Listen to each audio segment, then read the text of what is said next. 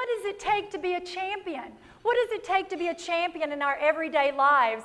And I believe Coach Lou Holtz said it best. He was interviewed after winning a national championship, and a reporter ran out to Coach Holtz and said, Coach Holtz, what did you do to go out and win this national championship? And he had said something very powerful. He said, we did not go out to win the national championship. We simply went out to be our very best. And when you are your very best, you are a champion. But you know what? We have to start paying attention and asking ourselves every minute of the day, is this my very best? Or am I just doing enough to get by? So for the next few minutes, I'm going to give you some keys to being a champion in your life, both personally and professionally, and how to choose success when things around you may be falling apart. But before we do that, I need you to go on a little journey with me. I need to show you and tell you where I've come from, because I think many of you may be able to relate to this. I did not grow up learning all these great skills that I've learned over the past few years that I'm going to share with you. First of all, I grew up at Route 3, Eupora, Mississippi. Now look, I did not just grow up poor, I grew up dirt poor. Does anybody in this room understand that other than me? Come on, raise your hands. Thank you, thank you. Okay, let me give you a little visual of where I've come from. My parents live in Eupora, Mississippi, population 2,000 in the county. Mom and Daddy are 10 miles out in the country from there. And look, my daddy still has every car we have ever owned. You can't see it because there is grass around it. But as Foxworthy says, if you cut the grass, you will find a car. And the last time I was home, I just wanted to chill out.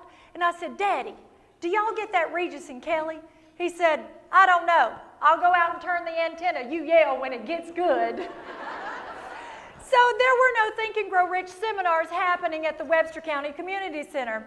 And as you heard, my name is Dale, D-A-L-E. Yes, it is my daddy's name. I have been solicited by the Army, the Air Force, the Navy, and the Marines.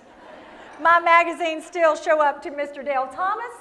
And when I go and speak and they don't put my picture, it's always a great surprise to everyone in the room. And you know, my parents' vision of success for me, my mother just wanted me to get married. And they had picked out Russ Doolittle. He was the boy down the road. Russ Doolittle would not ask me out. It was not working out for my mother. Her vision of success was crumbling.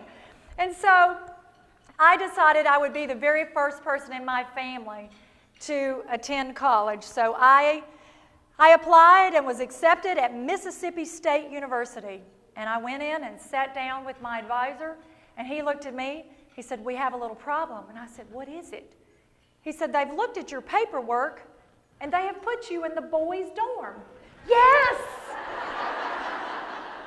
That's what happens when you have the name Dale. And I said, that's just God's way of answering my mother's prayer of getting me a husband. The odds just went up. And he said, it's not going to work. And I went, oh. So then I had another brilliant idea. If I'm going to get an education, I might as well continue shopping for a husband. So I decided to enter the physical education department.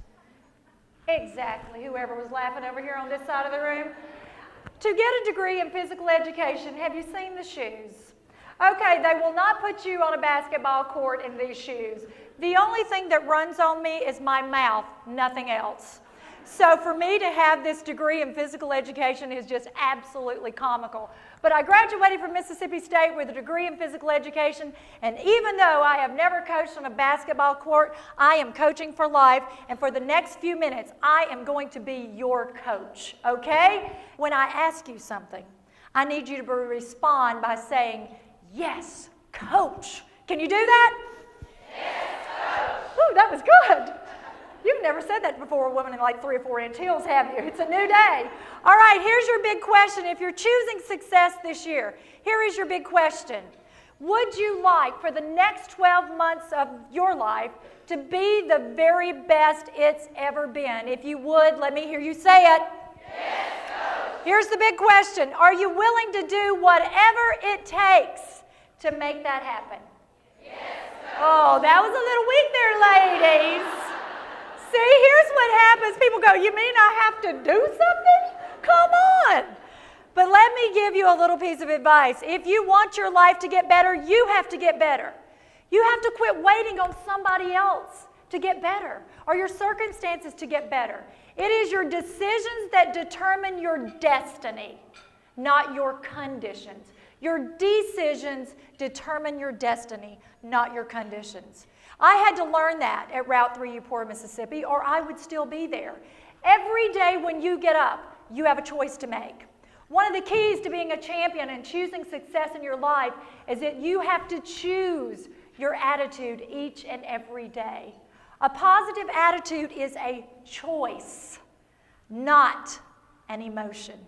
So many people wait to feel better before they act better. You have to act better before you feel better. Motion creates emotion. You see, I come from an environment when you ask somebody in North Mississippi, how are you doing? They go, oh, ain't too bad.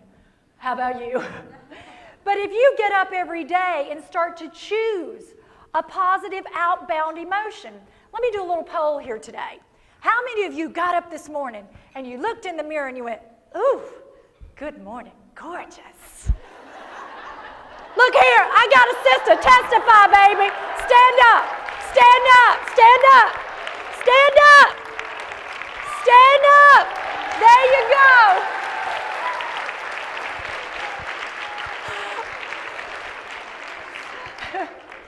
I have to tell you, it's usually a man. I ask that question around the world, and usually every time it's a man goes, I did. Well, of course you did. I saw a guy the other day, and he was just like kind of bouncing around. I said, you sure are cocky. He said, no, I'm just convinced. But ladies, I want to challenge you. If you did not get up and look in the mirror and say, good morning, gorgeous, why didn't you? You know what? We have to start before we leave the bathroom. Many times, ladies, we have beat ourselves up before we ever get out of the bathroom. We look in the mirror and go, oh, good Lord.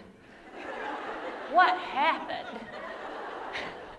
I spoke in New Orleans a couple of weeks ago, and it was a 2-day deal.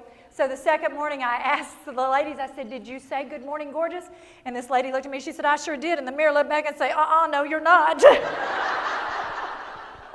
But you know what? If you just started doing something simple like that, it doesn't take thousands of ideas to change your life. It takes one that you put into action. And if you just start to chuckle and put yourself in a different frame of mind before you leave your bathroom, it can change your day.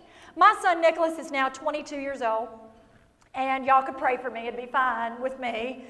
But when Nick was 2, he would get up and roll out of bed like 2-year-olds do and grumble and growl at me. What do we tell the 2-year-olds? They're in their what? Terrible twos. And then we wonder why they're terrible. When Nicholas heard terrible twos, he went, sweet. And so every day Nick would get up. He'd roll out of bed. He'd put his little fat hands on his little fat hips. And I'd say, Nick Thomas, you can choose to be happy today. He'd look at me and go, I don't want to choose to be happy. Do you know these people? Say, yes, coach. All right, if there are people in your life who choose not to be happy, let them be miserable by themselves. Do not join the party. Say, I see y'all nodding, say, yes, coach. All right, how do you keep this positive attitude when the negativity is surrounding you?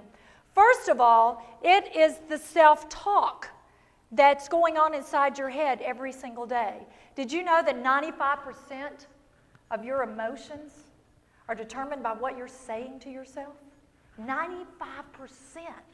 It's the conversation that you're either talking yourself toward your goals and destinations or you're talking yourself away from it. You're either speaking positively or negatively. Negativity is a disease of the mind, and we have to start taking control of that. The most important things you have to understand when you're setting goals, everything is created twice, between your ears and then between your hours. What are you thinking about? What you focus on gets bigger. What you focus on gets bigger. So if you're only focusing on the negativity in your life, it continues to get bigger and bigger and bigger.